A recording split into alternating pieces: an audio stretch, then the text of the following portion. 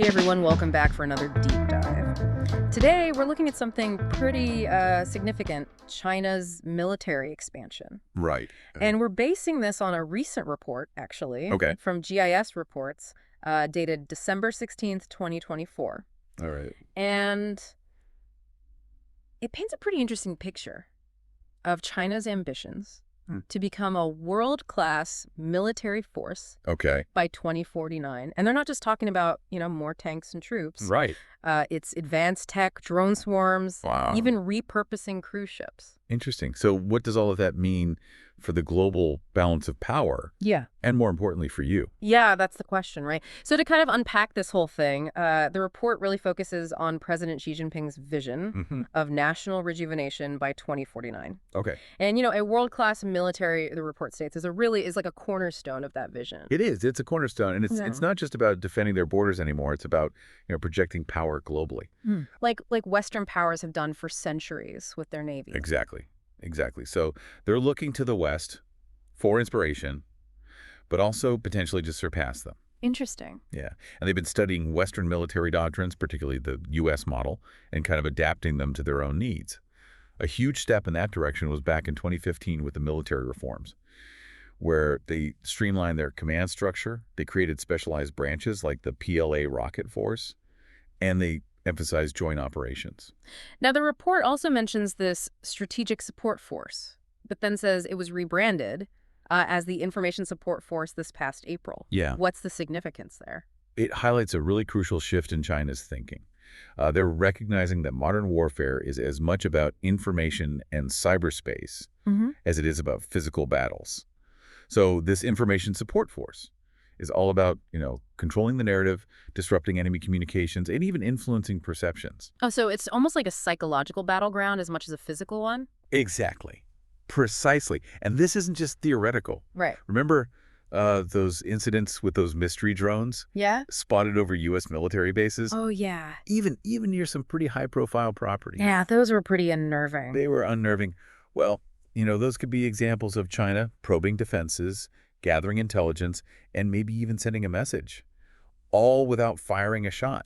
It's a way to sow uncertainty and disrupt decision-making. Yeah, that's a different kind of chess move than we're used to. But the report also, it really emphasizes the sheer size of China's Navy.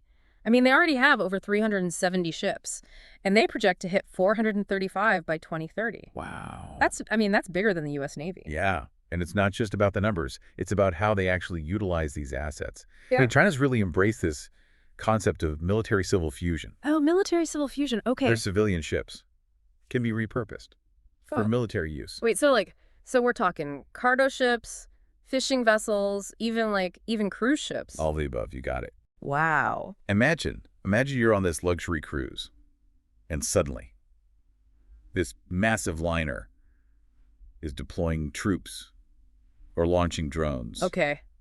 That is a little unsettling. It is unsettling. But, is that even practical? How does that actually... It is practical. Take the Adora Magic City, for instance. This is China's first domestically built cruise liner, and it's a symbol of their, growing economic might. But at the same time, it could potentially carry and deploy over 6,000 troops. It's like a wolf in sheep's clothing, or like a floating Trojan horse. Exactly. A floating Trojan horse. That's a great way to put it. And that's what makes China's strategy so difficult to counter. How do you assess a country's true military capacity when practically anything can be weaponized? Yeah, that's a great question. It sounds like the old metrics of military strength just don't apply anymore. We've got this massive adaptable Navy, and then there's the issue of their growing nuclear arsenal as well. Right. And by 2030, they're projected to have over 1,000 nuclear warheads, and many of them capable of reaching the continental U.S. And it's not just the quantity. They're rapidly developing more advanced warheads that are more maneuverable, making them harder to intercept. And the report also highlights China's aggressive push into space. Even the head of the U.S. Space Force claimed a rate of space militarization mind-boggling. They're prioritizing space as a new domain of warfare. They're developing anti-satellite weapons, sophisticated surveillance systems, and potentially offensive capabilities that could target assets in orbit. They're trying to dominate space the same way they're seeking to control the seas. So it's not just about controlling territory, it's about controlling entire domains of warfare. And all of this is happening incredibly fast. It is. And that speed is part of their strategy. They're trying to create a fait accompli where they've already shifted the balance of power before the West can fully react. So where does that leave the West? Are we just sitting back and watching this all unfold? There are efforts underway to counter China's rise, but the response has been, let's say, less than cohesive. The U.S. is struggling to adapt its military doctrine and its industrial base to this new reality. What about Europe? They've got to be concerned about this, right? They are, but they're hampered by their internal divisions and a lack of clear strategic direction. Their new defense industrial strategy, the EDIS, is a step in the right direction, but it's underfunded and faces a lot of bureaucratic hurdles. So they're trying to catch up, but with one hand tied behind their back? Yeah, pretty accurate assessment. And while Europe is sorting itself out, the burden of countering China's military expansion is falling on the U.S. And how are we doing with that? Are we even prepared for a potential conflict with China? Well, there are serious concerns. War game simulations have shown that the U.S. could run out of critical missiles Really? within a week of a conflict in the Taiwan Strait. That's not reassuring at all. Is that just a matter of production capacity, or are there other issues at play? It's a combination of factors. Our supply chains are vulnerable. We rely heavily on China for these crucial minerals that we need for defense production. And then there's the issue of our aging industrial base, our slow acquisition processes. It takes years to develop and deploy new weapons systems. Meanwhile, China is churning them out. And it's only getting worse. I mean, China just cut off exports of gallium, germanium, and antimony to the U.S. in retaliation for the semiconductor restrictions. And those are pretty important materials for a lot of high-tech applications, including military hardware. That was a strategic move, a clear signal that China is willing to use its economic leverage as a weapon. So it's not just about military might, it's about economic warfare as well. It is. It's about economic warfare. Hmm? And that's where things get really interesting because China's economic influence is deeply intertwined with the global economy. This is a lot to absorb, honestly. We've gone from cruise ships to space weapons to critical minerals, all in the span of, like, what, 5 minutes? It feels like the world is changing faster than we can keep up. That's the nature of the 21st century. The pace of technological advancement, the interconnectedness of global systems, the rise of new power centers. It's a constant state of flux. So if we're being realistic here, what are the chances of avoiding a conflict with China? It's tough to say with certainty. There are a lot of variables at play. But what's clear is that the decisions made by leaders in Washington, Beijing, and other global capitals in the next few years will have a profound impact on everyone. Well, I think we need to take a pause here and let all of that sink in. We'll be right back with more on this deep dive into China's military expansion. So before break, we were talking about some pretty unsettling stuff, like the U.S. potentially running out of essential missiles within a week of a conflict breaking out in the Taiwan Strait. Yeah. And you know how China is becoming more aggressive in using its economic leverage against us, like cutting off those exports of critical minerals we were just talking about? Yeah, it's a lot to process, you know. It's one thing to hear about China's military expansion on the news, but hearing you break it all down, the speed, the scale, their strategies, I mean, it's a whole other ballgame. It is a complex situation, Yeah. and it definitely demands our attention. Because it's not just about, military might, it's about the changing dynamics of global power. Yeah. For decades, the U.S. has been the dominant military force, but that's being challenged now. Yeah, and not just by China, right? I mean, you've got Russia making moves in Europe, tensions in the Middle East. It feels like the world is just getting a lot less predictable. That's a good point. Hmm. We are in a multipolar world now. There is no single superpower calling all the shots anymore. And so you have this constant negotiation of power and influence, which makes things inherently more unstable. So where does that leave the U.S.? What are our options here? Is it just a matter of building more weapons and hoping for the best? It's definitely more nuanced than that. Hmm. Deterrence in the 21st century isn't just about having the most powerful weapons. It's about economic strength, Yeah. technological innovation, and having strong alliances. So we need to be strong on multiple fronts, but specifically, what does that look like? Well, for starters, we have to address those vulnerabilities in our supply chains. We can't be reliant on China for critical materials, while simultaneously trying to contain their ambitions. Reshoring manufacturing and diversifying our sources is key. Now, the report also mentions the importance of alliances, especially in the Indo-Pacific region. Absolutely. China is actively trying to undermine U.S. influence in the region. So working with like-minded countries to counter those efforts is crucial. Partnerships like the Quad, Yeah. U.S., Japan, Australia, and India. And AUKUS, the security pact between Australia, the UK, and the US, those are becoming more and more important. But what about Europe? I mean, they have a lot to offer in terms of economic and technological power, but they also seem to be so deeply tied to China economically. Can they really be reliable partners in all of this? That's the million-dollar question. Europe needs to get its act together. They're too divided right now. And their reliance on China for trade makes them hesitant to take a strong stance. But they're starting to realize that China's ambitions threaten their interests, too. So it's not just a military problem, it's an economic and geopolitical puzzle as well. Exactly, and that's why China's Belt and Road Initiative is so concerning. It's often presented as a purely economic development program, but it's clearly a tool for gaining geopolitical leverage. They're investing in infrastructure projects all over the world, often in countries with weak economies or corrupt governments. And they use those investments to secure access to resources, build military bases, and, expand their influence. So it's a way to create dependencies and subtly shift the balance of power in their favor. Precisely. And it's happening under the radar, often without much scrutiny from the West. It sounds like we're facing a multidimensional challenge here. It's not just a military problem, it's an economic problem, a technological problem, and a geopolitical problem all rolled into one. That's a great way to put it. It requires a comprehensive and coordinated response. The question is, are we up to the task? That's the million-dollar question, isn't it? It is. And the answer will depend on the choices we make in the coming years. The U.S. cannot afford to be complacent. We need to be proactive, strategic, and willing to make tough decisions if we want to ensure our security and maintain a stable global order. So if we kind of zoom out a bit, what are the broader implications of all of this? I mean, what does China's military expansion mean for the average person? How does all of this high-stakes geopolitical maneuvering actually affect our everyday lives? It affects us in more ways than we realize. The global economy is interconnected, which means instability in one region can quickly have ripple effects across the entire world. Supply chains are vulnerable. As we've seen with those recent shortages and price hikes, the spread of misinformation and propaganda is rampant, making it really difficult to know what is true and what is false. The risk of cyber attacks is growing, targeting everything from critical infrastructure to personal data.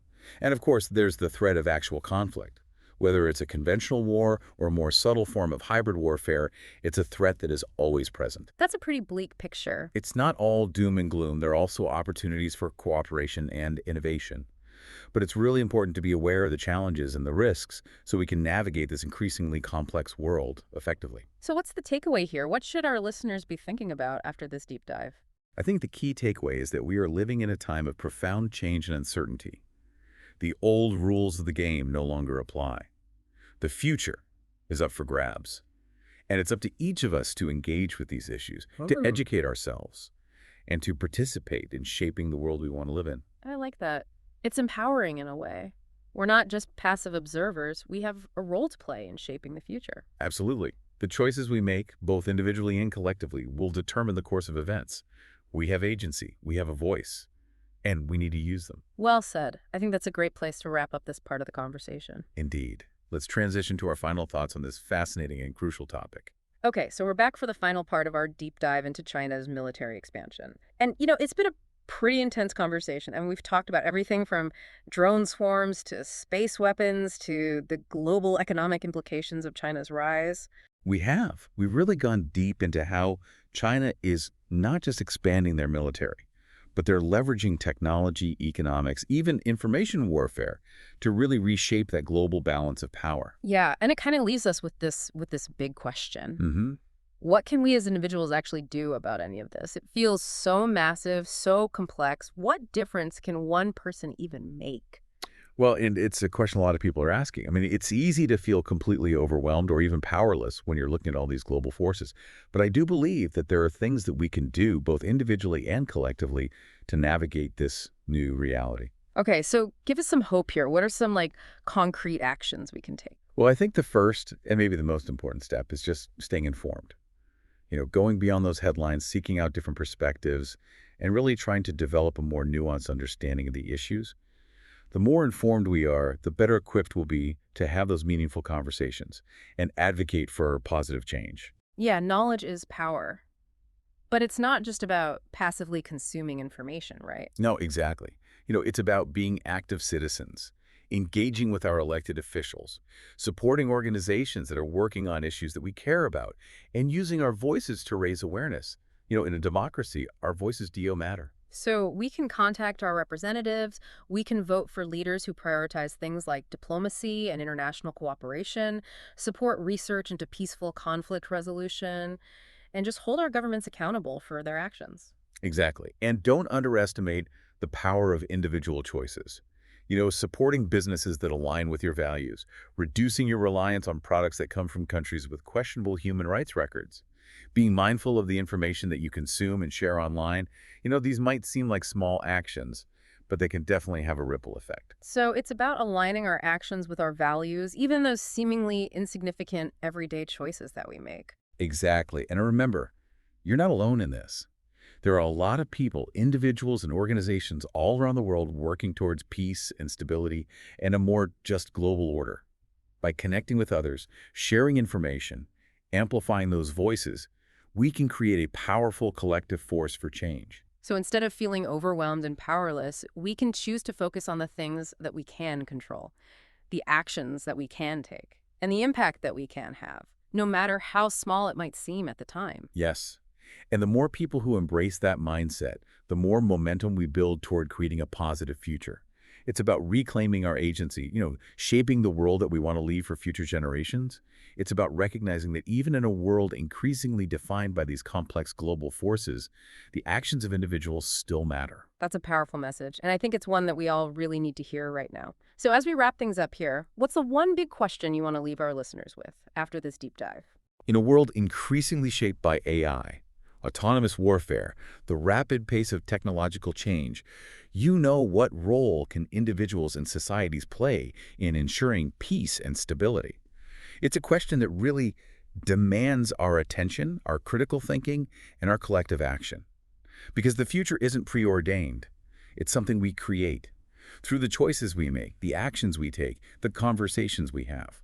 Yeah, that's a really thought-provoking question, and it's one that I don't think has an easy answer, but it is a conversation that we need to be having, not just in the halls of power, but in our homes, in our communities, online. Absolutely, because this isn't just about geopolitics or military strategy. Yeah. It's about the kind of world that we want to live in and the future that we want to create for ourselves and for generations to come. Well said. This has been an incredible deep dive. I know I've learned a lot from this conversation. I hope our listeners have too. And I really hope it inspires all of us to, think critically about this, engage actively, and contribute to shaping a future where peace and stability prevail, even in the face of all these really complex challenges. It's been a pleasure, as always. Thanks for having me. And if anyone wants to dive even deeper into all of this, remember the full GIS report that we're talking about is available online. Yes. And as always, thank you, Faye, for joining us on the deep dive. Stay curious, stay engaged, and let's keep these conversations going.